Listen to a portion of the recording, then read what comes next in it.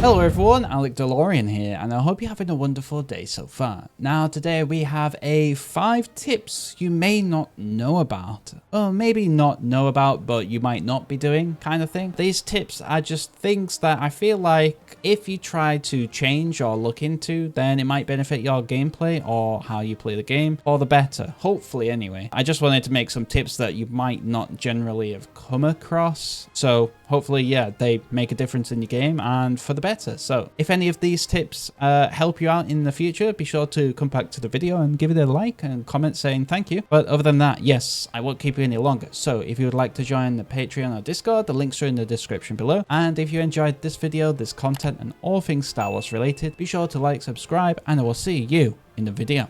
Okay, so yes, we have our 5 tips you may not know about. These are very, very general. It may be gameplay or menus or anything like that. It doesn't have to be linked to just one thing. I came up with 5. Hopefully you benefit from this. Tip number 1 is that rebinding your jump to your analog stick. Now hear me out. Yes, if you can see by the picture, by default the jump is X if you're on PS5 controller or A if you're on Xbox, and I think if you know, when you're holding a trophy and you want to throw it, it's bound to the left analog stick. If you change that to left analog stick to jump and then the throw object to the right analog stick, I don't think I have anything bound to X anymore. I'm pretty sure anyway. This makes life so much easier because throw object, all you're doing is just changing it from your left thumb to your right thumb, which no deal breaker there. But jump, when you're shooting, right, you're holding down the right trigger, and if you want to jump, then you have to press on the X, whereas that means you can't aim because you have to use your right thumb to aim. So you have to go between them. So if you jump in, you can't really aim, and then if you're aiming, then you can't really jump. If you bind it to your left analog stick, you can aim whilst still jumping like this. So you're using both thumbs just to do both, and it helps so much.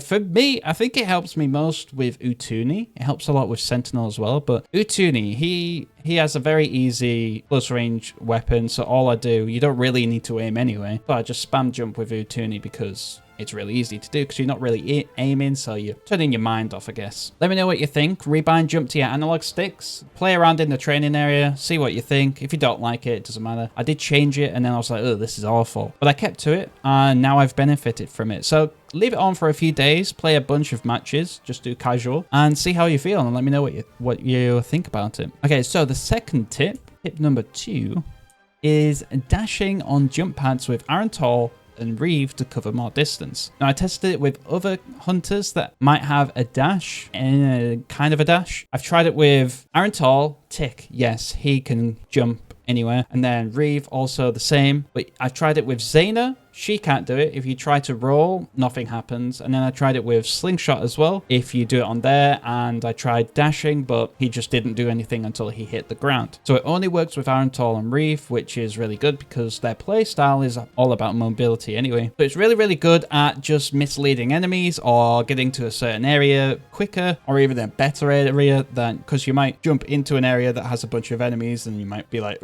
no, I don't want to do that, and then quickly just dash out in the opposite direction, because it doesn't matter if you're jumping this way, you can still turn around and just dash out anyway. So it's like, it's really situational, but it's really, really useful. Yeah, you could just go into the training ground for tip number 2 as well and just jump on it and just dash. So if you like this tip, be sure to like as well. Comment if you already do this. I've seen a few people already do it, so it's not very new tip, but some of you out there may not be doing it. But okay, so tip number 3 is concentrate on arena challenges towards the end of the season. Now I say this because, so you get a weekly arena challenge come out. One of them may be that you have to spend 2,500 credits on an item in the store. Okay, so you go over there, you spend it, 2,500 credits, done, boom, easy. Fantastic. Week number 2 comes around, another challenge, 2,500 credits, go and spend it. All right, I go over to the store, I spend it in week 2, boom, easy challenge done. Week 3 comes out, you get the same idea. I've now spent 3 weeks of spending 2,500 credits. So over 3 weeks, I've spent 7,500 credits just for the challenge. Whereas, hear me out, if you waited week 1, the challenge comes out, you don't spend any credits. Week 2 comes out, you don't spend any credits. And then week 3 comes out, you spend 2,500 credits, only 2,500 credits, not 7,500. If you just spend that, you'll get week 1 done, week 2 done, week 3 done, all in one 2,500 credits. So you've saved 5,000 credits by just waiting 2 extra weeks. Now that is profit if you say so. So if there's any challenges like that, I always wait until the very last week to do that. And it's also the same for absolutely everything. So if you need to spend a certain amount of time playing as a hunter or get kills as a hunter and it shows up in 2 different weeks, they both contribute together at the end. Whereas if you're absolutely going in on the challenges on week 1 and 2, but then drop out and then come back and then it's the same challenges again, then you get the idea. So if there's ever ones that are super hard, you might want to leave them because it might show up again, or if it's just like the credits. So be wary of the challenges, and it's mainly the credits one, but other than that, yes, be sure to just check the challenges and decide what you want to do with them. Okay, so the next one, tip number 4, is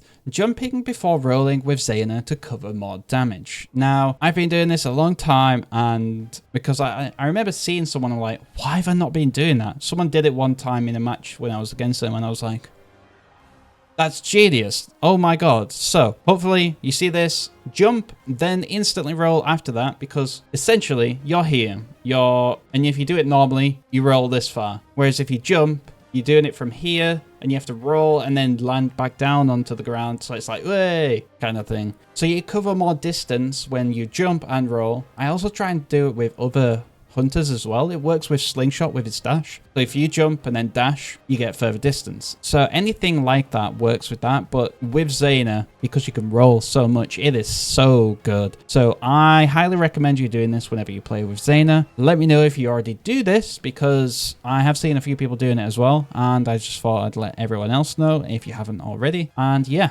hopefully this makes your Zaina experience much better, because simply because of this, because that makes her even harder to hit, even though she's already hard. I enjoy Zaina so much because of this tip as well. It's like so good, so good. But then we'll move on to tip number 5.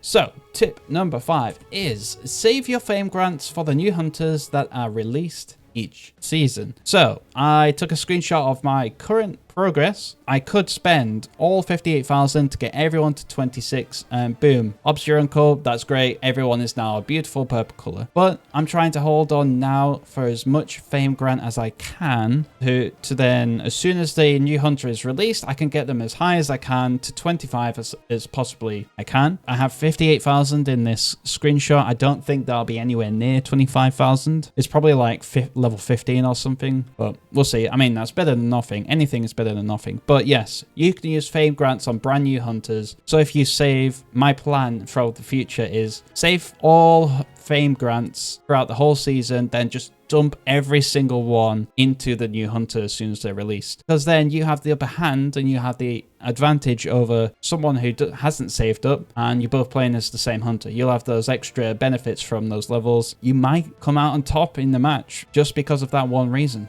So it's really useful at the very start of the season. But yes, hopefully if you do save fame grants, you might want to do that. But if not, if you don't save, now's the time to start saving. Okay, there you go. There are my 5 tips that hopefully, I mean, best case scenario, everyone knew about all of those tips anyway. I thought I'd make a video because there has been times when I've posted something and someone's like, oh wow, cool, I do that all the time, or I didn't know you could do that. So hopefully you can take away some of these tips for yourself, and yeah, makes the game more available to you, more better for you, essentially. But yeah, I would also like to know how many of the 5 you already do. But yes, so I won't keep you any longer. So if you would like to join the Patreon or Discord, the links are in the description below. And if you enjoyed this video, this content, and all things Star Wars related, be sure to like and subscribe, and I will see you in the next video.